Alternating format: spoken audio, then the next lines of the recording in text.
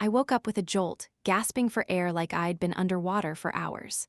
The sheets were tangled around my legs, damp with cold sweat, and my heart was pounding as though it had just run a marathon.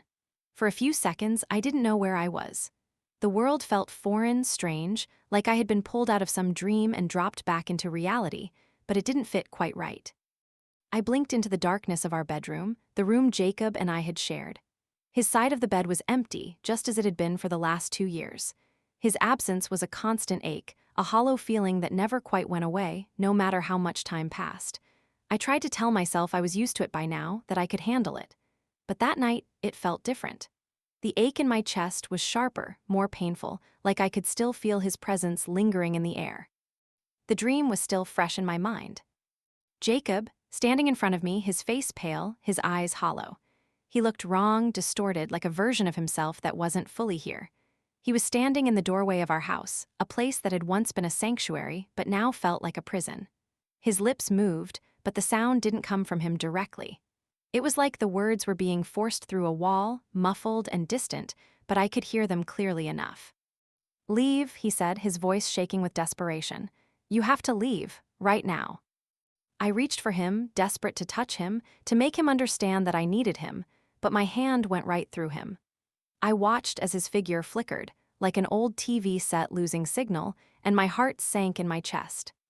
"Please," he said, his voice growing softer, more urgent.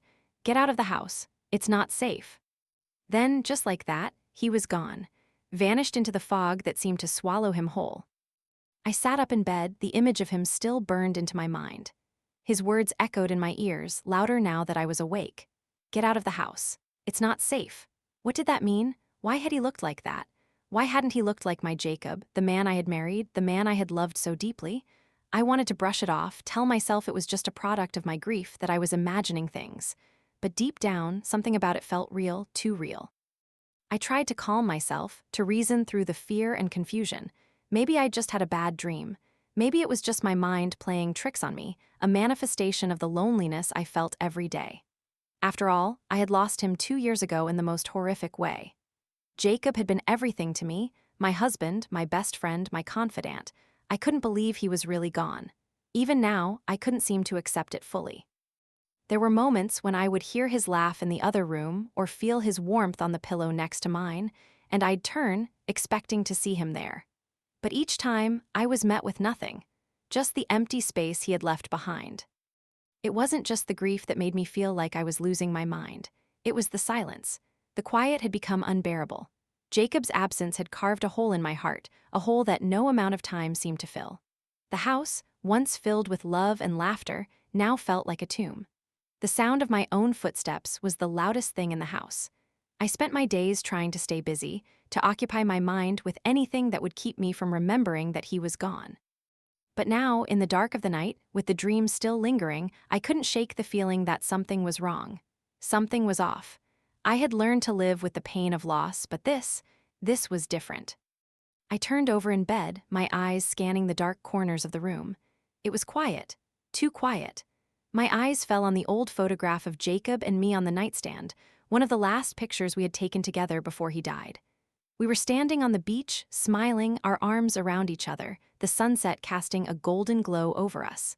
That image, that moment of happiness, felt like a lifetime ago. I reached for the picture frame, my fingers trembling as I held it in my hands. My mind raced, trying to make sense of the dream. Leave the house. It's not safe. Why? What could possibly be wrong? What was he trying to warn me about? The clock on the wall ticked loudly in the silence. I stared at it for a moment, the minutes dragging on, before the weight of exhaustion finally hit me again. I lay back down, closing my eyes, trying to block out the memory of the dream, but it wouldn't leave. Jacob's face, his pleading eyes, haunted me, and as I drifted back into a restless sleep, I couldn't shake the feeling that something terrible was coming. I just didn't know what it was yet. The next few days passed in a blur. I tried to focus on the mundane things that filled my life now, working from home, doing the grocery shopping, walking the dog. I did everything I could to keep my mind occupied, but the nagging feeling from the dream never left. Every time I turned a corner in the house, every time I walked into a room, I felt like something was waiting for me, just out of sight. I had never been one to believe in superstitions or ghosts, but this was different. I couldn't explain it, but I felt like Jacob was trying to tell me something. I kept waiting for the feeling to fade, to pass like so many of the fleeting thoughts I had since his death. But it didn't. The warning lingered, growing stronger with each passing day. I decided to tell my mother. I wasn't sure why, maybe I just needed someone to reassure me that I wasn't losing my mind. She had always been there for me, through the darkest moments of my life. I picked up the phone, dialing her number. The phone rang for what felt like forever before she picked up. "Hello," her voice was soft and warm as always. "Mom, I need to talk to you about something." "What's wrong, sweetheart?" Her tone instantly shifted, concern evident in her voice. "You sound upset." "I had another dream about Jacob," I said quietly, not knowing how to explain the way it had affected me. "He was warning me, Mom. He told me I had to leave the house. He said it wasn't safe." There was a long silence on the other end of the line. I could hear her breathing, and I knew she was trying to process what I had just said. Finally, she spoke, her voice gentle but firm. "Sweetheart, you're still grieving. Dreams like that can be the mind's way of trying to make sense of the pain. It's normal to feel like they're real, but they are. Jacob is gone, and you need to let him go. The house is just a house. It's not your home anymore." Her words were well-intentioned, but they didn't ease the unease growing in the pit of my stomach. I wanted to believe her. I wanted to believe that my mind was just playing tricks on me, that I was reading too much into a dream. But deep down, I couldn't shake the feeling that something was wrong. I needed to do something. "I know, Mom," I whispered, my voice breaking, "but I can't stop feeling like something coming." There was another long pause, and then she said, "You'll be okay. You just need to take care of yourself." I nodded, even though she couldn't see me. "I'll try," I said, my voice barely above a whisper. But I knew, in that moment, that I couldn't just ignore it. I couldn't shake the feeling that Jacob's warning was real. Whatever it was, whatever danger he had been trying to tell me about, I had to find out what it was. Because I couldn't live in fear, not anymore. Not after everything I had already lost. That night, as I lay in bed, staring at the ceiling, I made a decision. I wasn't going to ignore the warning. I was going to trust my instincts, no matter how crazy they seemed. Because something inside me told me that if I didn't, I might never forgive myself. The dream had changed everything. The days after the dream passed in a haze, and yet the dread didn't fade. It lingered, thick and suffocating, wrapping itself around me, pulling me deeper into a state of constant unease. I tried to tell myself it was just a dream, just a product of my grief, but the feeling of foreboding wouldn't go away. Every night, Jacob came to me again, his face more desperate each time, his warning more urgent. I had to leave. The house wasn't safe. I had never believed in things like ghosts or spirits, but this felt different. Something about the way he looked at me, the pleading in his eyes, told me it wasn't just my mind playing tricks on me. This wasn't just about my loss. There was something more, something darker. But what? What could possibly be wrong? I couldn't get rid of the thought. It consumed me. Even during the day, when I tried to distract myself with work, with the endless pile of emails and the mundane tasks that had once been routine, I couldn't shake the feeling that something was lurking just out of sight. And every time I walked into the house, it felt colder. I would walk past the front door and have to fight the urge to turn around and leave, as though the house itself was trying to hold me hostage. It wasn't just my imagination. I began noticing small things, tiny details that set my nerves on edge. A picture frame would be crooked on the mantel, a cabinet door left slightly ajar when I knew I had closed it.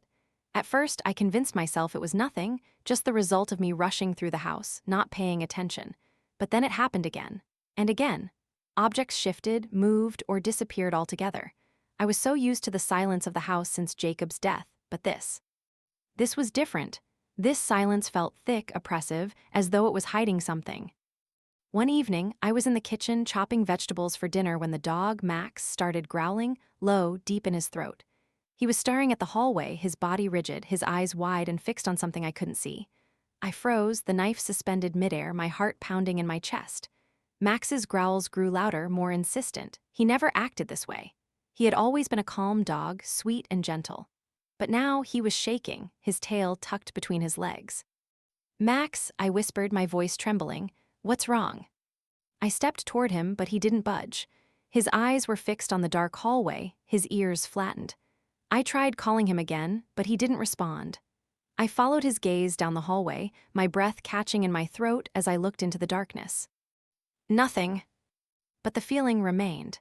The same cold sensation that had been creeping up on me for days. Something was in that hallway. Something was watching me. "Come on, Max," I said, trying to sound more confident than I felt, though my legs were shaking. I reached out to take his collar and lead him away, but as my hand brushed against his fur, he jerked back, his growls turning into frantic barks. It was as though something was holding him in place, something invisible but real enough to scare him to the point of panic. The feeling of unease settled deeper into my bones as I ushered him away from the hallway, turning off the kitchen lights and leaving the house in the quiet darkness. I had to shake myself out of this, I knew. I had to stop letting my mind run away with me, had to stop seeing ghosts in every shadow. But then the dreams came again. That night, Jacob stood before me once more, his face more strained than before. His eyes, those eyes I had loved so much, were filled with fear. "Please," he said, his voice barely a whisper. "Get out. It's not just the house. It's something worse. They're coming for you." I woke up gasping again, my breath sharp, the cold sweat already starting to cling to my skin. My chest felt tight, like I couldn't breathe. I sat up in bed, my heart racing as the darkness of the room seemed to press in on me from all sides. The sheets tangled around me as I tried to steady my breath, trying to shake off the panic that gripped me. I couldn't do this anymore. I couldn't keep living in this constant state of fear, of dread.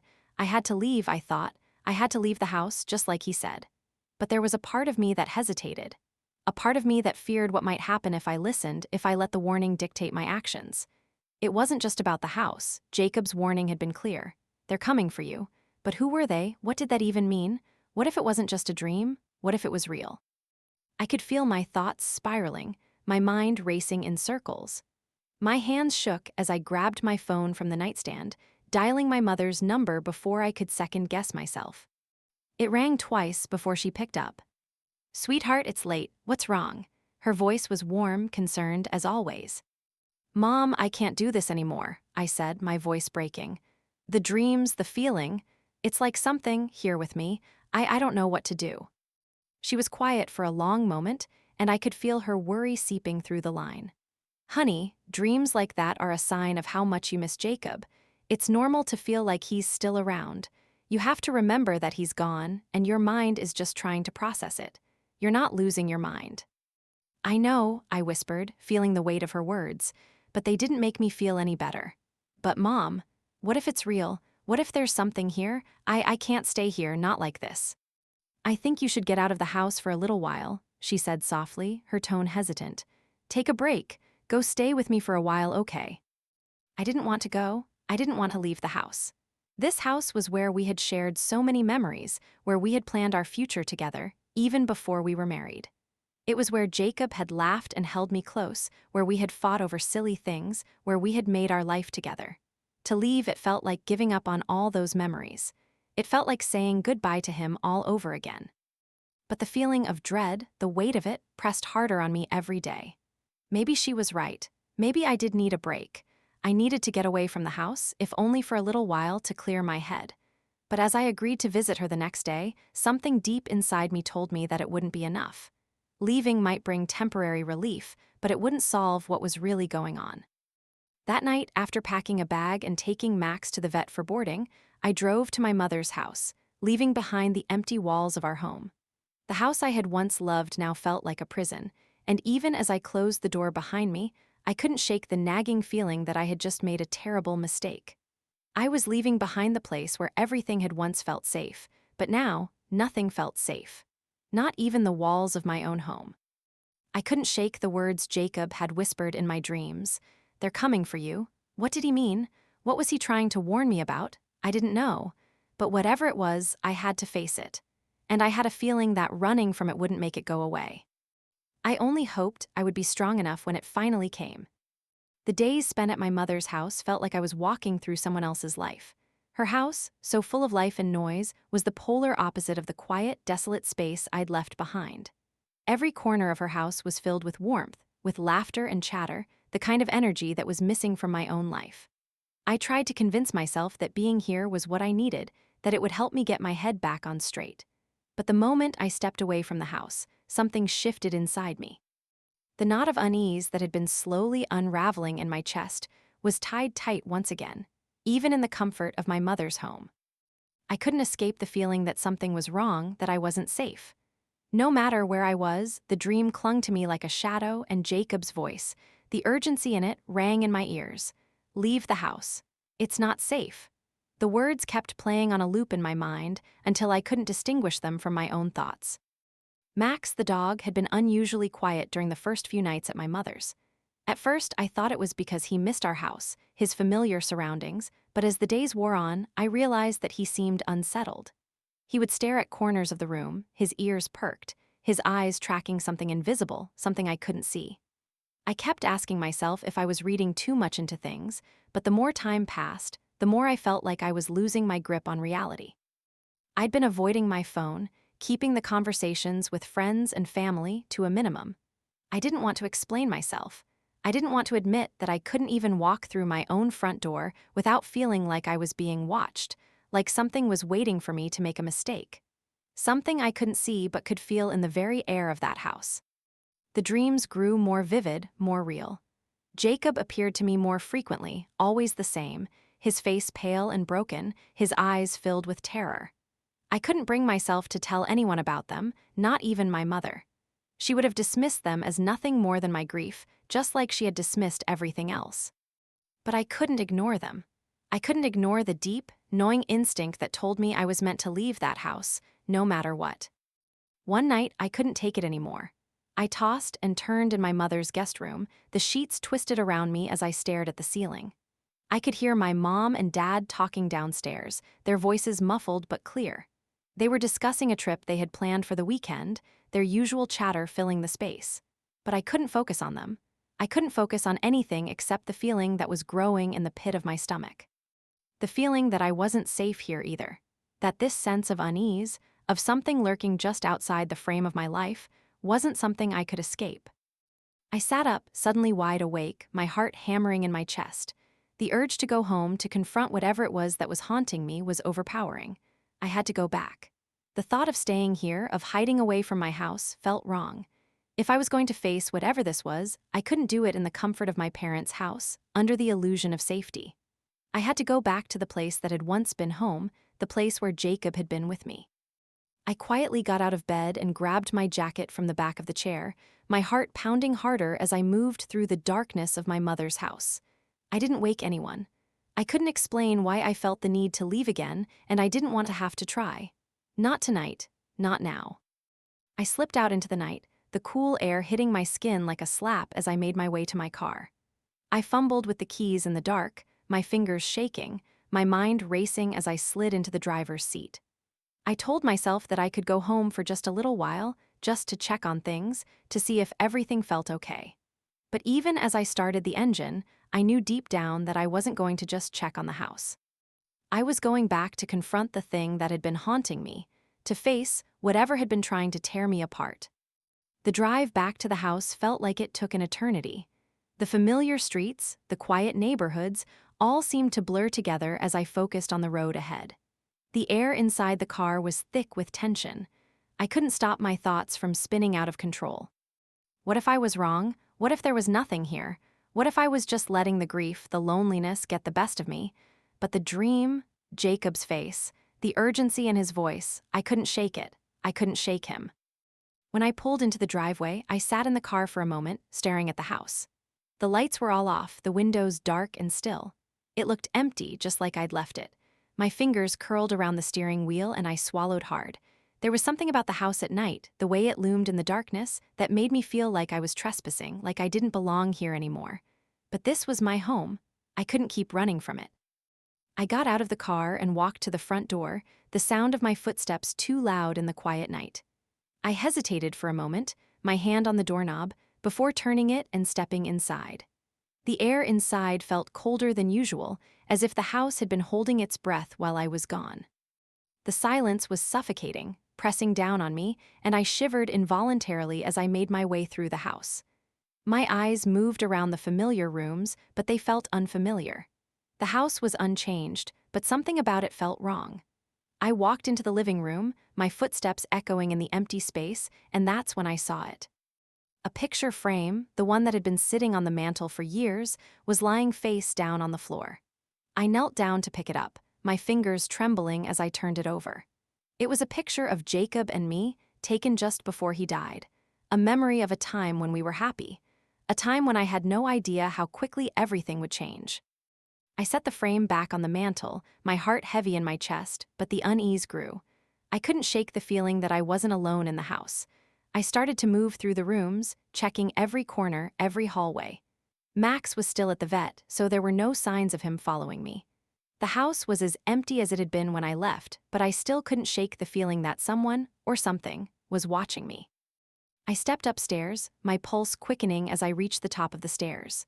The bedroom door stood slightly ajar, and I couldn't bring myself to open it. I was terrified of what I might find. The last time I had been in that room, it had been full of memories of laughter, of love. But now it felt like a tomb, like a place where the past had died and left me behind. I took a deep breath and pushed the door open. The room was the same, but something was different. The air felt thicker, heavier. I could feel the weight of the silence pressing down on me. I moved toward the bed, my eyes scanning the room, when something caught my attention. The drawer of the nightstand was open, just a crack, like someone had rifled through it and forgotten to close it. My heart skipped a beat. I couldn't help myself. I moved toward the drawer, my hand trembling as I pulled it open all the way. Inside, there was nothing but a folded letter, placed carefully inside. The handwriting on the envelope was unfamiliar, but my stomach churned when I saw the name written on it. Sarah. My best friend. I froze. What was this? What was going on? My hands shook as I pulled the letter out of the drawer, the paper crinkling under my fingers. My breath caught in my throat as I opened it, the words inside like a punch to the gut. It was a letter from Sarah, confessing everything. The affair she had been having with Jacob. How they had planned to leave me, how they had been planning a future together. How Jacob had promised her they would run away. And how, after his death, she felt lost, as if everything she had done had been for nothing.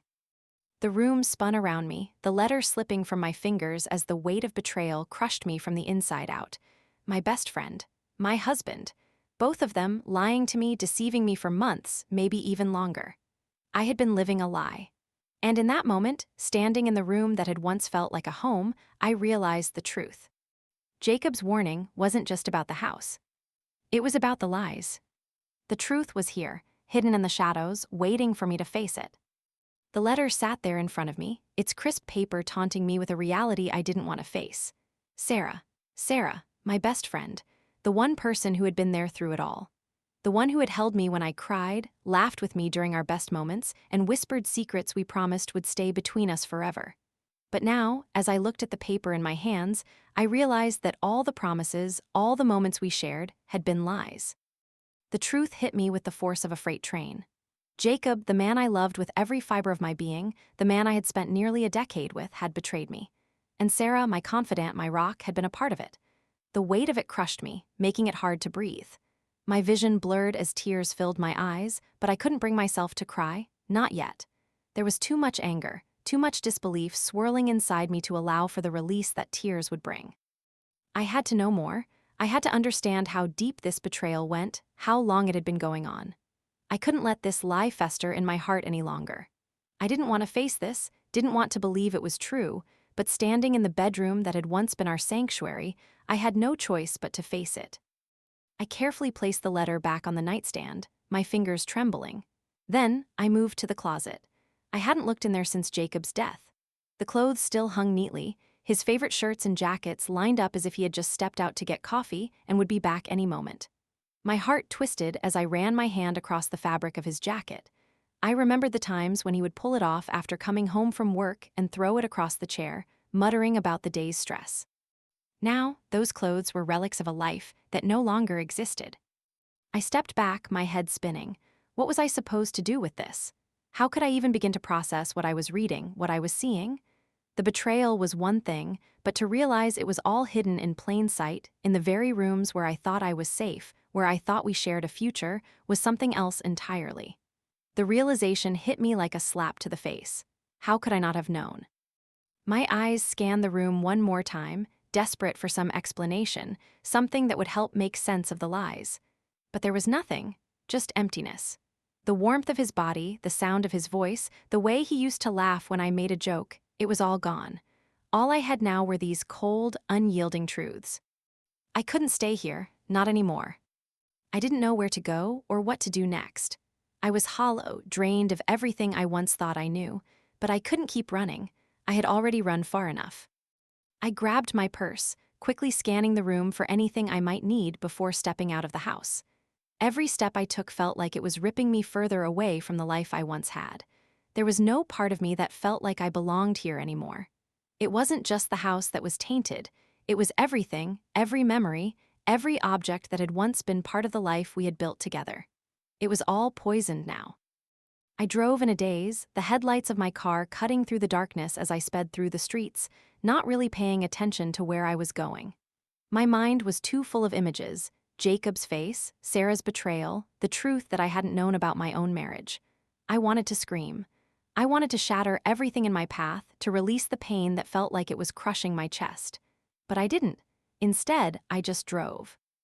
I ended up in a parking lot, some anonymous place I didn't recognize, the kind of place that had no meaning, no connection to my life.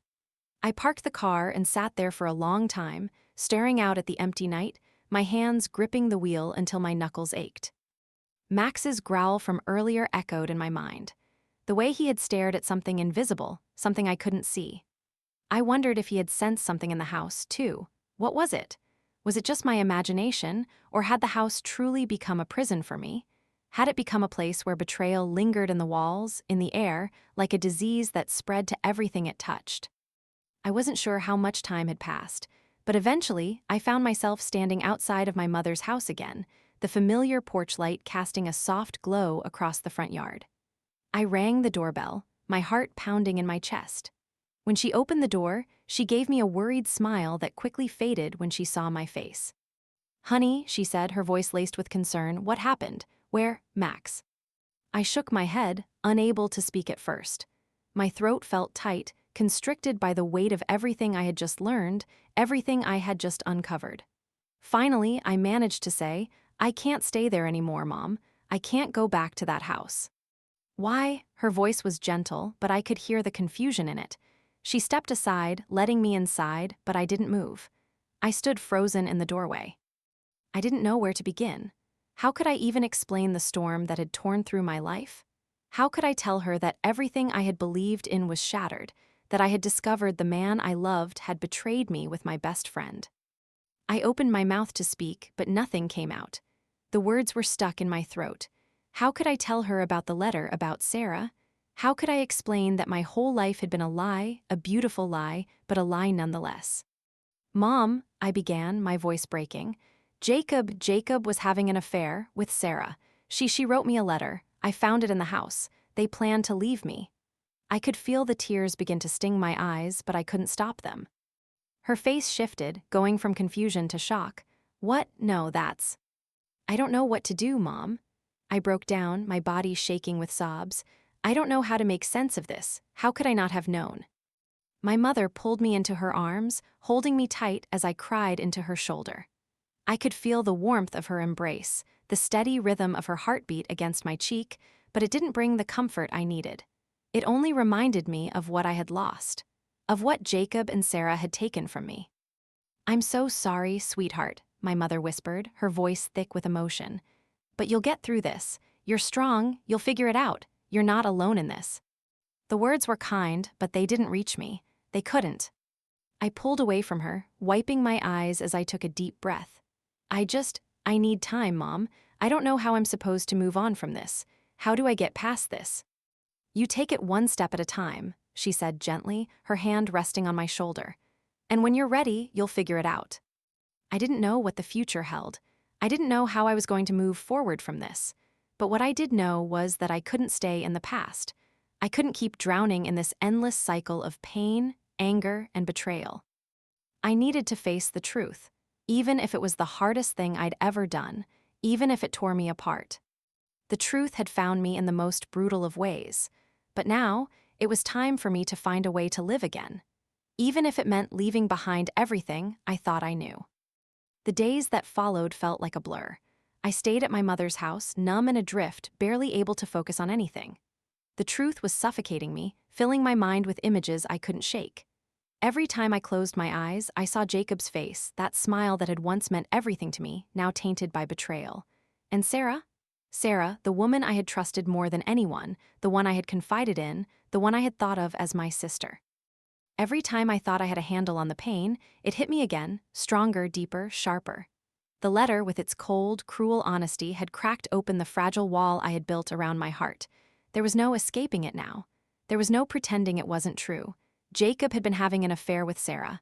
They had planned to leave me. The dreams, the warnings, the fear, it all made sense now. It wasn't just the house.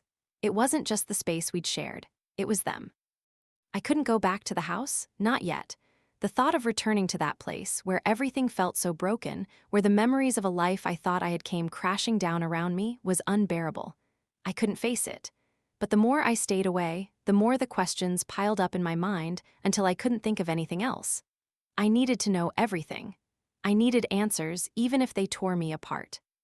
It was a week before I finally decided to confront Sarah.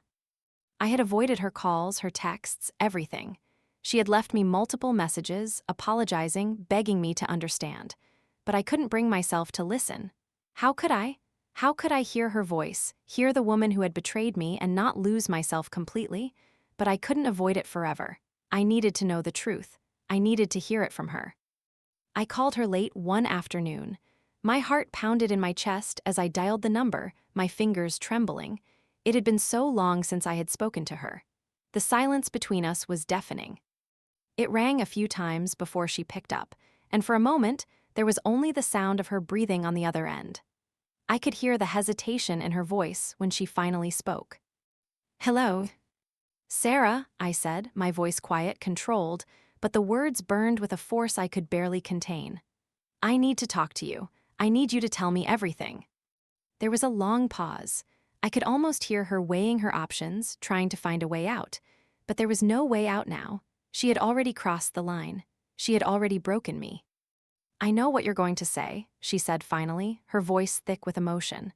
"I know you hate me and I don't blame you, but please just let me explain." "No," I interrupted, my voice firm now. "No more excuses. I don't want your explanations. I want the truth. I need to hear it from you. How long has this been going on?" There was another long silence. I could almost hear her heart racing, just like mine. The weight of what we were about to discuss hung between us like a thick fog. "About a year," she finally whispered. "It started a year ago. I never meant for it to happen, and I hate myself for it, but it just did. I never meant to hurt you." I felt like the ground had been ripped from under me. A year. That's how long Jacob and Sarah had been lying to me. How long they had been pretending in front of me, acting like everything was normal, like our lives hadn't been a carefully constructed lie. I couldn't breathe. The room seemed to close in around me as I clenched the phone in my hand, trying to keep my composure. But the anger, the heartbreak, the betrayal surged through me in a wave I couldn't control. I choked on the words. "You let me love you. You let me believe you were my friend. My voice broke, and I had to pause to gather myself. How could you do this to me, Sarah? How could you betray me like that?" I never wanted to hurt you," she sobbed. "I didn't want any of this. It was a mistake. I was stupid, but I couldn't stop it. Jacob, he made me feel like I was the only one that mattered. He was the one who—" I cut her off again, unable to hear her anymore. My mind was spiraling, the words becoming meaningless. I was shaking now, my body trembling with the force of my emotions. "Don't talk about him. Don't you dare. I don't want to hear how he made you feel special. How he made you feel like you were more than just a friend." "I'm so sorry," she whispered, her voice broken. "I never meant for any of this to happen.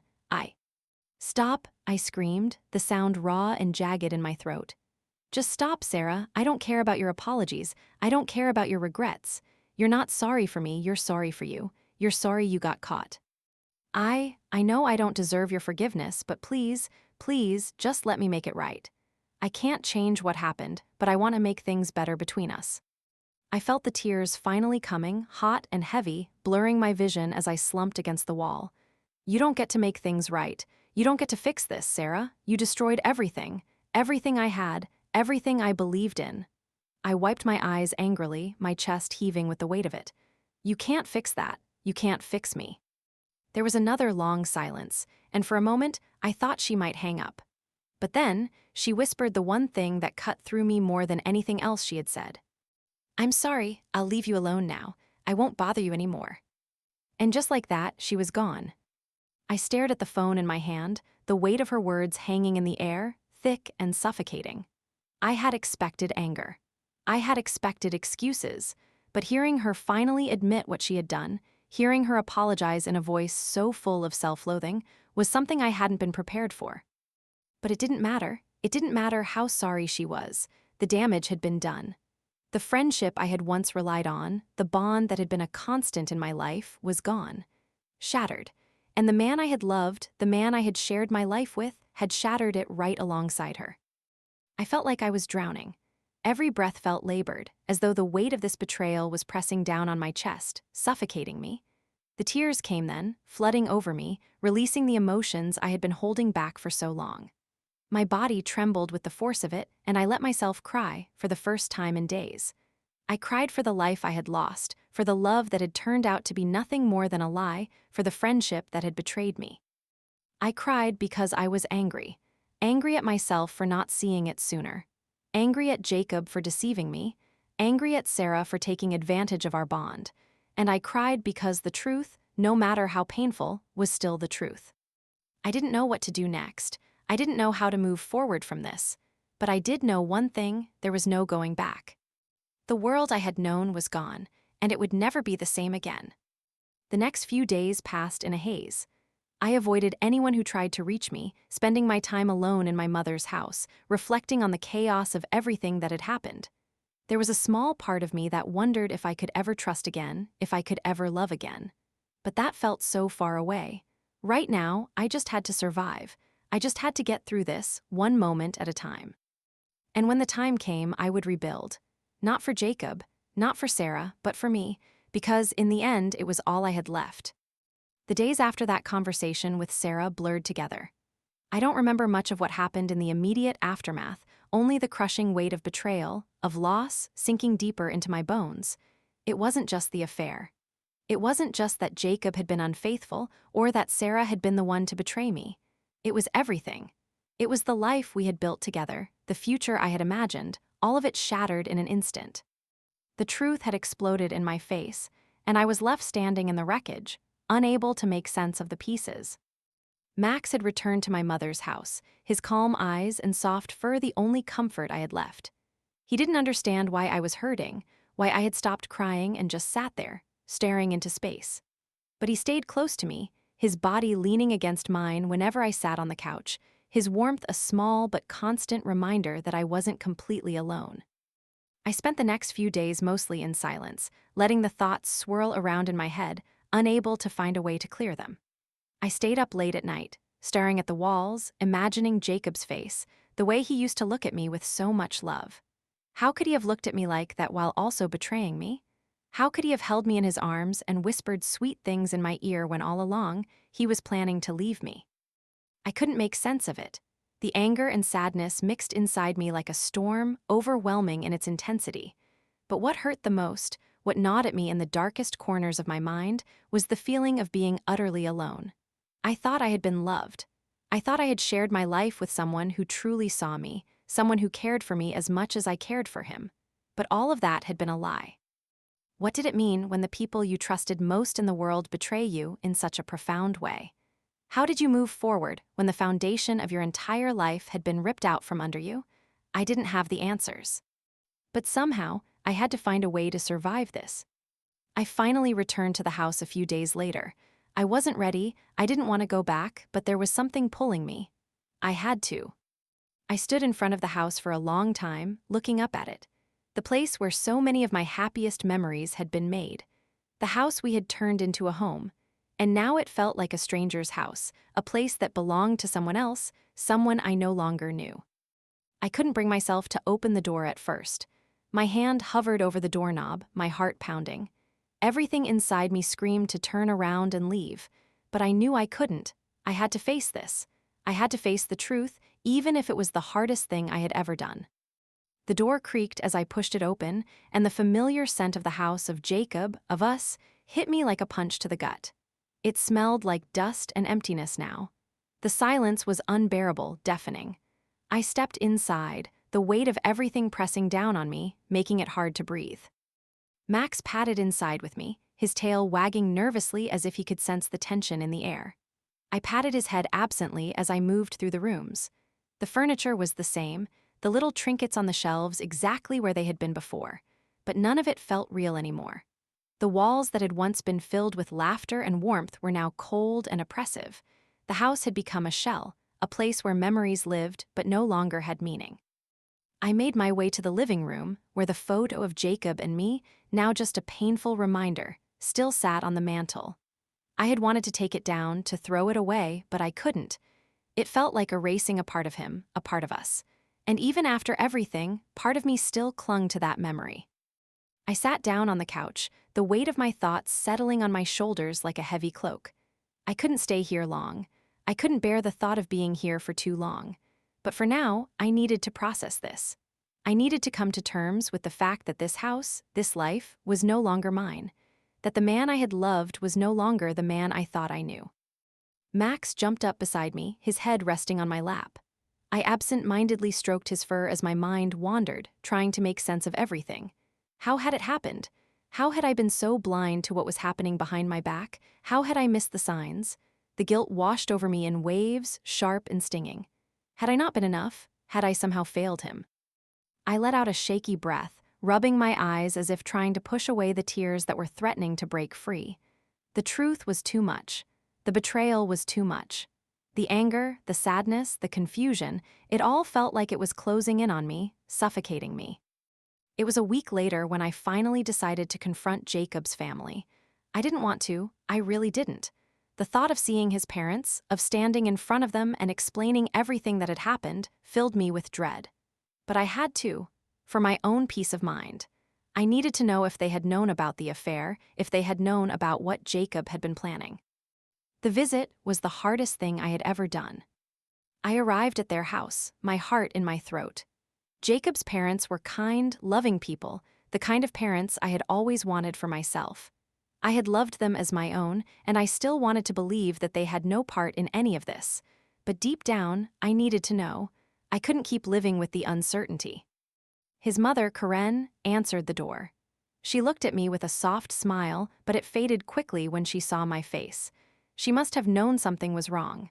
She stepped aside, letting me into the house, and I could feel the tension between us immediately. "I'm glad you came by," she said, her voice gentle. "How have you been holding up, dear?" I swallowed hard, my throat dry. "Not well," I admitted, my voice breaking. I found out some things I didn't know." Karen's expression faltered. "What things?" I hesitated for a moment, trying to find the words, but there was no easy way to say this. Jacob and Sarah they were having an affair for over a year. They were planning to leave me.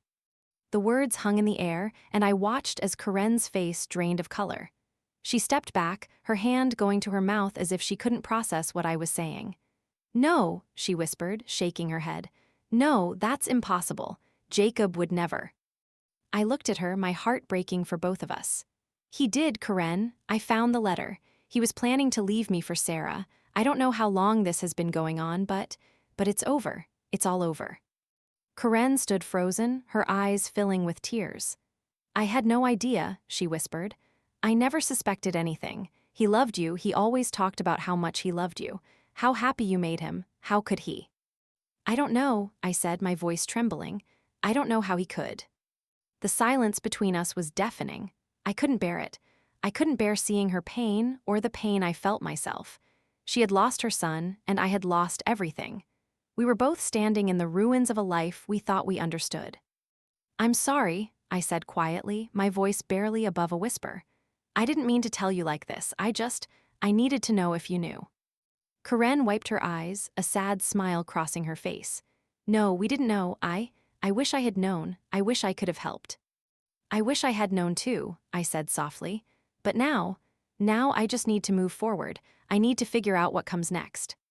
She nodded, her face a mix of sadness and regret. I understand. If you need anything, anything at all, don't hesitate to call me. I will, I said, my voice raw. Thank you, Karen, for everything. As I walked out of their house, my mind was still spinning. It didn't matter that they hadn't known. It didn't change anything. Jacob had made his choices, and I had to live with the consequences of those choices. But for the first time since everything had started to unravel, I felt a small flicker of hope. It wasn't much, but it was a start. Maybe I could rebuild. Maybe, in time, the pain would ease. And maybe, just maybe, I would find a way to forgive myself for not seeing it coming. It had been a month since I'd found the letter from Sarah, since I'd confronted her and the reality of what had happened with Jacob had been ripped open. The pain had become something I could no longer avoid. It seeped into every corner of my life, quiet but ever-present, like an old wound that refused to heal. At first, I had thought that time would somehow make it easier, that the rawness would fade with each passing day. But the truth was, it hadn't. Every moment felt like I was wading through the depths of an ocean I wasn't sure how to navigate. But slowly, very slowly, things began to change. The worst of the grief still lingered, but it no longer consumed me in the same way. I had found something that resembled peace. It wasn't the kind of peace I had hoped for when Jacob was still alive. I had thought that if we just loved each other enough, if we were just kind enough, that life would somehow work out. But life, as I had come to realize, wasn't that simple. I sat in the cemetery that afternoon, the sun barely shining through the gray clouds. It had rained earlier, and the ground was wet, the air heavy with the scent of earth. I had come to Jacob's grave, as I did now and then, though each visit felt different. I wasn't sure what I expected or what I was looking for. Closure, perhaps, some kind of peace, an answer to the questions that had plagued me since his death. I stared down at the gravestone. It was simple, understated, just his name, the dates, and a few words that were supposed to symbolize everything he had meant to me: loving husband, loyal friend. But now those words felt hollow, like an empty promise. I traced my fingers over the engraved letters, fighting the tears that threatened to fall. I don't know what to say to you anymore, I whispered.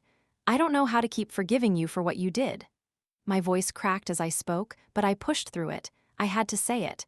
I had to release the anger, or it would drown me. I loved you, Jacob. I loved you more than I ever thought was possible, and I thought that love meant everything.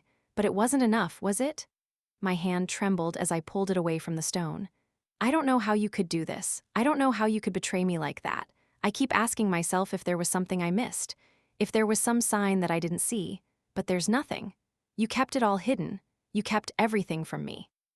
And now, I'm left picking up the pieces of a life that never really was. The wind stirred, and I looked up at the gray sky, the clouds moving slowly as if the world itself was tired of the weight it carried. I don't know how to forgive you, Jacob. I don't know if I ever can. I sat there in silence, letting the words hang in the air, knowing they would never reach him. But I had to say them, because if I didn't, I would never feel like I had said everything I needed to. The guilt, the anger, the love, it was all tangled up in me. I had spent so much time wondering if forgiveness was even possible. Could I ever forgive the man I had given my heart to for all those years? Could I forgive the woman who had betrayed me with him? I didn't have the answers. But I was beginning to understand that forgiveness wasn't about excusing what they had done. It was about freeing myself from the chains of the past. I don't know what to do with all of this, I said softly, but I'm trying, Jacob, I'm trying. I sat there for a long time, my hands clasped in my lap, the grief still heavy in my chest but no longer suffocating me. I had learned something over the last few weeks. I had learned that moving on wasn't a simple, linear process. It wasn't about one big moment of clarity or closure. It was about the small moments, the quiet realizations, the simple act of getting through the days. And somewhere, between the tears and the anger, I had come to understand that healing wasn't about forgetting what had happened. It wasn't about pretending the past didn't exist. It was about learning to live in a world that was no longer the way I had imagined it. It was about accepting the pain, sitting with it, and finding a way to move forward despite it. The next morning, I woke up to an unexpected knock on my door. It was early, and I wasn't expecting anyone. I stood up, my body still heavy from the emotional weight of the previous day's visit. But as I opened the door, I was surprised to see Sarah standing there, her face drawn and pale. She looked older somehow, as if the weight of what had happened had taken a toll on her, too. I didn't know what I expected, but it certainly wasn't this. "Hi," she said, her voice soft, almost apologetic. I stood in the doorway, my mind racing. After everything that had happened, I hadn't expected her to come to me. I had expected silence, distance. But here she was, standing in front of me. I didn't know whether I should be angry, relieved, or simply confused. Part of me wanted to slam the door in her face and never look back, but another part of me wanted closure. Wanted to understand what had driven her to do this, to betray not just me, but our friendship. "I need to talk to you," she said quietly, her eyes brimming with tears. "I know I have no right to ask this of you, but please just hear me out. I need to say something." I sighed, stepping back from the door and letting her in. The silence between us was thick, uncomfortable, and I wasn't sure what either of us expected from this conversation. I sat down on the couch, my hands clenched together in my lap. "Okay," I said. "Say whatever you need to say, but understand this, you did this. You made your choices, and I have to live with the consequences of those choices. I've already been through enough. Don't expect me to forgive you right now. Don't expect anything from me." She nodded, tears streaming down her face. "I don't expect you to forgive me. I don't expect anything from you. I just need you to know that I never meant to hurt you. I never meant for any of this to happen. It was a mistake and I can't undo it. I know I betrayed you and I hate myself for it. But I need you to know that I'm sorry. I don't even know if I deserve your forgiveness, but I'm asking for it anyway." I looked at her for a long time, my heart heavy with the weight of everything we had been through. Sarah had been a part of my life for so long. She had been my best friend, the person I trusted more than anyone. And now, that trust had been destroyed. There was no going back to what we had, not after what she had done. But I had to let go of the anger, of the need for revenge, because holding onto it would only continue to poison me. "I don't know if I can forgive you, Sarah," I said quietly. "I don't know if I ever will, but I'm learning something about forgiveness, something I didn't understand before. Forgiveness isn't about letting someone off the hook.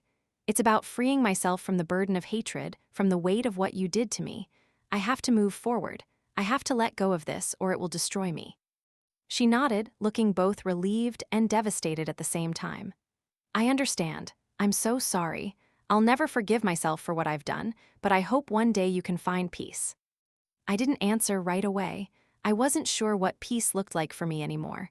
But in that moment, I knew that I couldn't hold on to the past forever. I couldn't keep living in the shadow of what had happened. "I'm not there yet," I said finally, my voice trembling, "but maybe one day I will be." A few months passed before I truly felt like I could move forward. It wasn't easy, and there were many moments where I doubted myself, where I felt like I was drowning in the weight of the past. But slowly, bit by bit, I started rebuilding. I started living again. I moved out of my mother's house and into a small apartment, a place that was mine. A place where I could breathe without the ghosts of my past hanging over me. It wasn't much, but it was a start. And for the first time in a long while, I felt like I was on the road to healing. I didn't need to forget Jacob or Sarah, but I needed to learn to live with the pain, to not let it define me. I learned that sometimes love isn't enough. And sometimes forgiveness isn't about saying the words. It's about accepting that things won't always make sense, that people will disappoint you, and that you can't control everything. I wasn't healed yet, but I was getting there, and that in itself was enough. The pain would never truly go away, but it didn't have to. It was part of me now. A part that would always remind me of the love I had lost and the strength I had gained in the process.